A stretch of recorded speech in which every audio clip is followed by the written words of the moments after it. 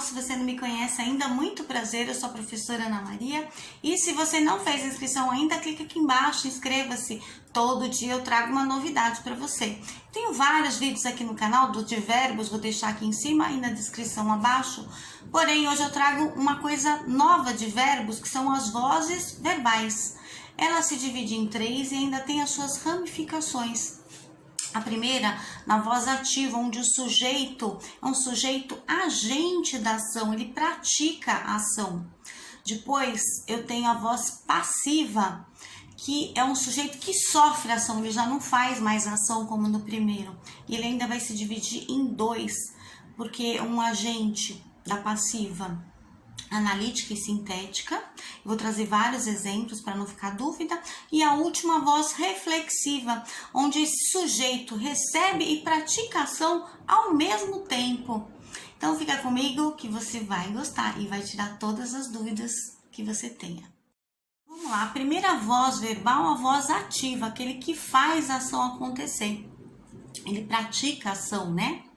Então, vamos lá, a ação se dá entre o sujeito e o verbo da oração. Então, a voz ativa, o sujeito pratica essa ação verbal. Aí eu trouxe uma frase bem simples para vocês. Ó, o menino comeu feijão no almoço. Ponto final. Só tem um verbo, que é o verbo comer. Comer é o verbo no passado, né? Quando a gente fala o pretérito perfeito, é uma ação acabada. Quem comeu feijão no almoço? Resposta, o menino. Então, o menino, sujeito da oração. Então, esse menino é o sujeito, é ele que faz a ação acontecer, ele está trabalhando diretamente com esse verbo, né? Então, eu posso perguntar ao verbo quem comeu feijão, resposta, o menino. Então, o menino é o agente que pratica essa ação, ele não recebe, mas ele faz a ação que é comer o feijão. Um outro exemplo, Gabriel caiu no chão. Por que eu trouxe essa frase, uma segunda frase, para mostrar a voz ativa? Porque lá na frente vocês vão poder, às vezes, confundir. Tem gente que confunde e eu vou tirar essa dúvida. E quando eu chegar lá na frente, eu vou retomar essa segunda oração aqui, ó. Então, Gabriel caiu no chão. Quem caiu no chão? Gabriel. Então, é um agente que faz a ação acontecer. O Gabriel é o sujeito da ação. Então, quem caiu no chão? Resposta, Gabriel. Só tem um verbo também, que é o verbo cair, né? Então, é errôneo pensar que o Gabriel está sofrendo a ação, tá? A ação verbal, porque neste caso, ele pratica a ação de cair. Então, ele não recebe, mas ele pratica a ação. Por quê? Depois eu vou explicar, quando eu chegar, eu volto nessa ação um pouquinho melhor. Então, é fácil. Quem caiu no chão? Gabriel. Gabriel é o sujeito. Então, ele tá aqui como uma voz ativa. Ele que praticou a ação de cair. Agora, vamos para a próxima. Ainda na voz ativa, que é aquele que pratica a ação, eu trago um outro exemplo, na verdade 2 outros, né? Um mais simples, um agora um pouquinho mais complexo, porque ele tem 2 verbos, mas só para mostrar que quando eu chegar na voz analítica, passiva analítica, quando tem 2 verbos, para não confundir com esse aqui da voz ativa. Porque no outro, quando chegar na voz analítica, um vai ser um verbo ser e o outro verbo no particípio, por isso 2 verbos. E essa ação que eu tô trazendo aqui na voz ativa não é o verbo ser. Então, o exemplo que eu vou trazer agora para a voz ativa ainda, eu tinha estudado verbo. Então, tinha é o verbo ter, estudado, terminado, né, em ADO, do verbo estudar. Então, não é porque eu tenho 2 verbos que vai ser a voz passiva analítica. Não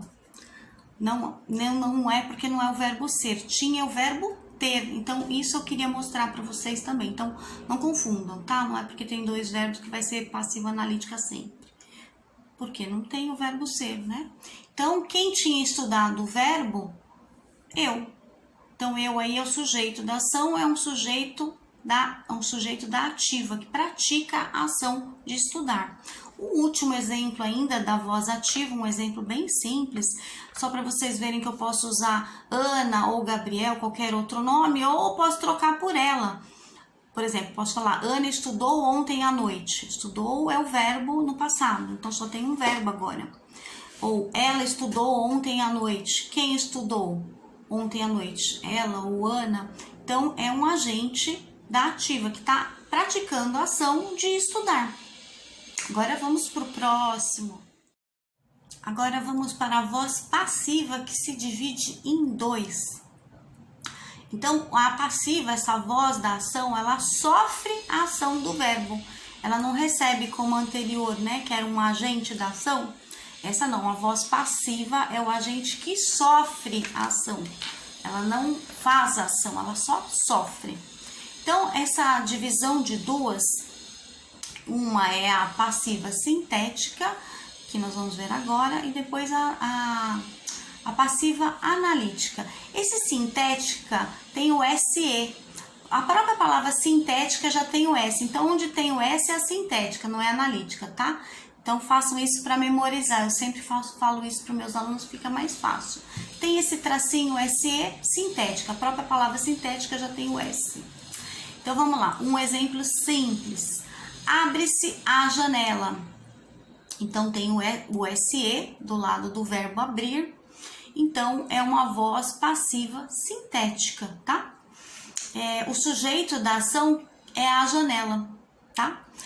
A janela, então, ela pratica ou ela sofre a ação do verbo? Me respondam. A resposta é que ela sofre, lembra? A voz passiva, ela só sofre a ação. Ela não faz, ela não é ativa. Ela só sofre. Por isso que ela é passiva, ou seja, ela recebe essa ação, né, de ser aberta, no caso. Então, ele, então, outra resposta. Então, ele não é um agente, um sujeito agente da ação, mas sim um sujeito paciente. Por isso, a voz passiva, de ser paciente. Depois, um outro exemplo aqui, que nós temos da voz analítica, né, dessa segunda divisão. Então, a segunda divisão não tem o SE, não é a sintética, e sim analítica. Ela vai estar completa com dois verbos, tá? O primeiro tem que ser o verbo ser, então diferente daquela observação que eu fiz da voz ativa, que tinha um exemplo com dois verbos, mas não tinha o verbo ser. Para ser uma voz passiva analítica, tem que ser o verbo ser, tá? Então, o primeiro sempre vai ser o verbo ser. O segundo verbo que vem acompanhando essa ação tem que ser o verbo no particípio, ou seja, aquele que terminado em ado ou em ido no final do verbo, né? Por exemplo, eu trouxe uma ação. O feijão foi comido pelo menino hoje. Então, ó, tenho dois verbos. O foi, a gente encontra na conjugação verbal, tanto no verbo ser quanto no verbo ir também, né? Terceira pessoa. Então, ó, eu fui, tu fostes, ele ou ela foi, né? Terceira pessoa do singular, aí no pretérito perfeito, no verbo acabado. Então, eu não falei que tem que ser do verbo ser? Então, é do verbo ser, tá? Não faz parte do foi do verbo ir aqui.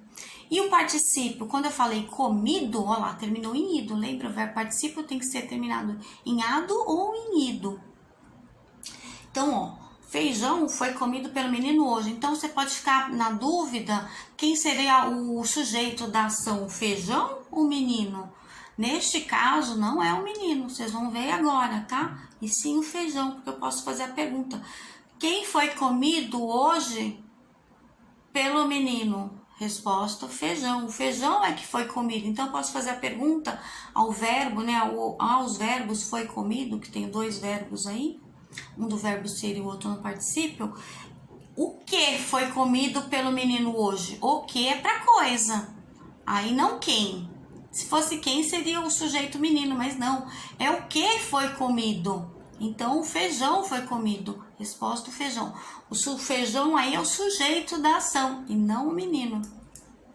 Então, o sujeito aqui, ele não pratica a ação, tá? Mas ele recebe a ação do verbo. A ação de ser comido. Então, aí, no caso, o feijão é que foi comido, e não o menino que foi comido pelo feijão. Até seria irônico, né? Uma brincadeira. E sim o feijão foi comido, ele é o sujeito da ação. Vamos para um próximo agora. agora o último, a voz reflexiva, ou também conhecida como a voz neutra, porque ela faz a ação acontecer e também recebe, mas ao mesmo tempo. Veja só, eu trouxe exemplos simples para vocês, tá? Então, o sujeito aqui, o sujeito, além dele ser o agente, tá? Lembrando que esse agente é o agente junto, tem até um vídeo falando agente separado e agente junto. O agente junto aí como uma profissão, ou aí um agente agora, que é o sujeito agente, que pratica ação, e ao mesmo tempo ele é um agente paciente, porque ele sofre a ação, mas simultaneamente, ou seja, ao mesmo tempo. Então, essa voz que é reflexiva também é conhecida como uma voz neutra, justamente porque ela faz e recebe ao mesmo tempo, então se neutraliza, né? Como se ficasse com o mais ou menos ao mesmo tempo, neutralizou. Por exemplo, Joana sempre se penteia antes de sair. Então, essa é a ação do verbo que ela faz e recebe a ação, que no caso é a Joana. Então, ela se penteia e ela também recebe a ação de ser penteada ao mesmo tempo. Então, fez e recebeu é a voz reflexiva, ou também conhecida como voz neutra, que ela faz e recebe ao mesmo tempo. Um outro exemplo bem simples: eu me cortei cozinhando brócolis. Então, eu fiz a ação de cortar e ao mesmo tempo eu também me machuquei. Então, eu fiz a ação acontecer e recebo agente e paciente ao mesmo tempo, simultaneamente, tá? Então, eu tenho aí uma voz reflexiva, que é formada por uma voz na ativa, que é de quem pratica a ação, e ao mesmo tempo ela também recebe, sempre vai ter um pronome oblíquo aí também, né? Vai ter um me, um te, um se, o nos, o vos. Diferente da segunda ação, que não tinha nem o te, nem o se, nem o nos, nem o vos. Neste caso, eu tenho eu, que é o pronome do caso oblíquo, né? Primeira pessoa do singular, né? Do eu, tu, ele, eu, tu, ele ou ela, nós, vós, eles ou elas. Eu é a primeira pessoa. O me faz parte do pronome do caso oblíquo, também é primeira pessoa. Me, mim, comigo. Olha lá, primeira pessoa do singular. Então tá tudo ok. Então, eu faço e recebo a ação ao mesmo tempo, é uma voz reflexiva. Espero ter ajudado, que você tenha gostado, entendido, e até um próximo vídeo. Beijos!